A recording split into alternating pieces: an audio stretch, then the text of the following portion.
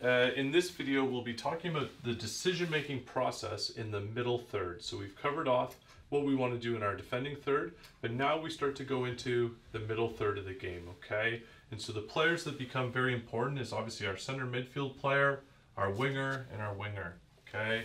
If we were playing in a 9v9 formation, you might notice that we'll be adding a center midfielder, and we may play like this, or we may play side by side, okay? So those things may change a little bit, but the basic principles will remain the same. So the first piece is obviously how are we going to transfer the ball from our defending third into our middle third?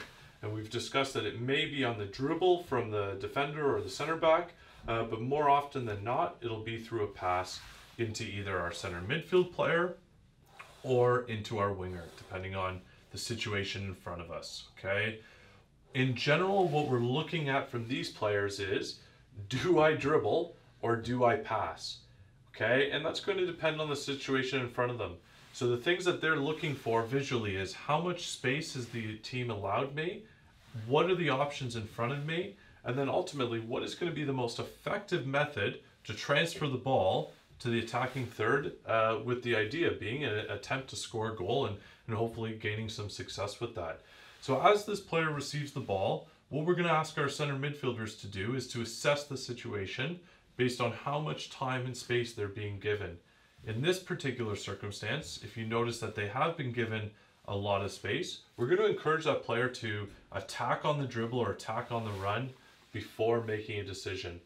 Oftentimes, we still see players making passes because they feel that they must share the ball rather than determining what is the best situation, what is the best outcome of the situation that they see in front of them. If they're in a scenario where they get players closer to them and dribbling out of that scenario is going to be more difficult or a higher risk, then we want them to think about how can I play passes to beat the red team, okay, and count 1, 2, 3 players out of the game with that, okay? So those penetrating passes that help us move the ball forward, okay, into our teammates here and allow them the opportunity to attack, okay?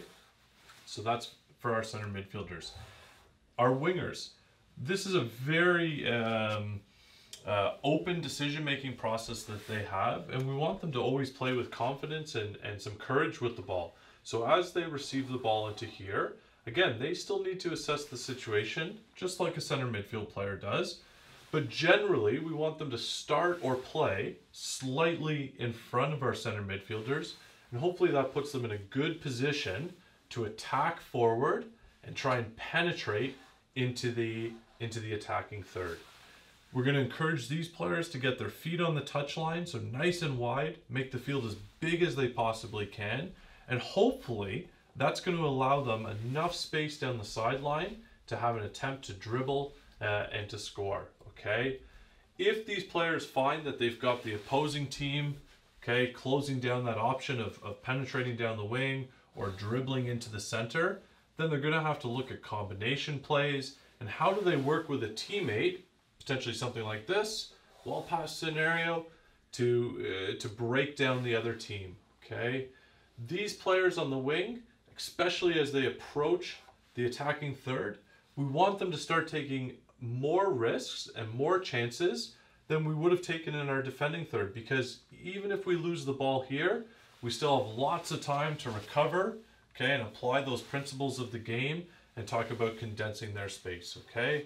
But when we have it, again, making the space nice and big and thinking, what is that decision-making process?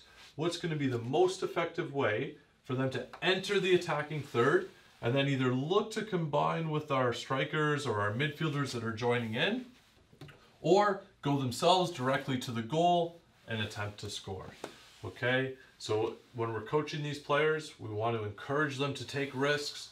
We want them to encourage them to dribble, run with the ball, and see if they can beat these players 1 versus 1, and don't be afraid to try that.